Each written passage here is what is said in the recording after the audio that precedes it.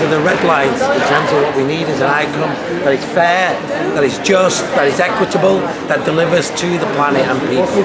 And what we're seeing in the agreement inside there is a poison chalice for the poor and a get out and a great escape for the rich and the polluters.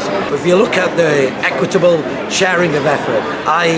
are rich countries going to take responsibility for the pollution that they've caused? Are they going to cut their emissions?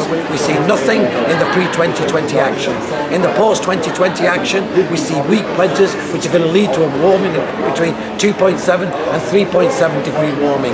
We see action promised in vague terms tomorrow, but nothing concrete today. In terms of finance, what we're seeing is rich countries saying that now they're not going to be providing finance in terms of public finance. It's going to be from sources, private sources. What they're saying is concessional loans, debt-creating instruments that are going to make the poor poorer to deal with the impacts of the rich pollution.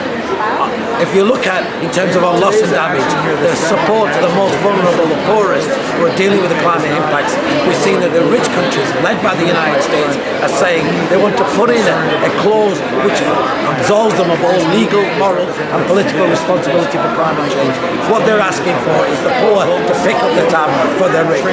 Look, the amount that's been put, that's actually needed, I mean, it runs into the trillions. To bring renewable energy, clean energy to the billions of people who don't have access to energy at the moment, can't afford energy, electricity at the moment, don't have access to clean cooking, is about $1 trillion.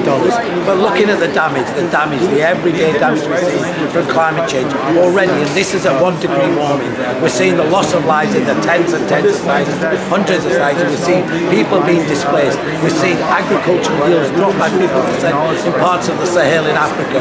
We see we're on the tip of catastrophic climate change. This is the cost of that is going to be incalculable. It is far better, and every economist tells us this. If we invest now, this is still a small drop in the ocean. Because when people talk about the figures that are needed for climate finance, we must remember we spent 11 trillion on financing and bailing out the banks. We spent 5.4 trillion in direct and indirect subsidies to dirty energy corporations. We spent over $1 trillion in military expenditure every year. If we can spend that money, we can spend it on climate finance, we can spend it on standing with the poor and industrialists.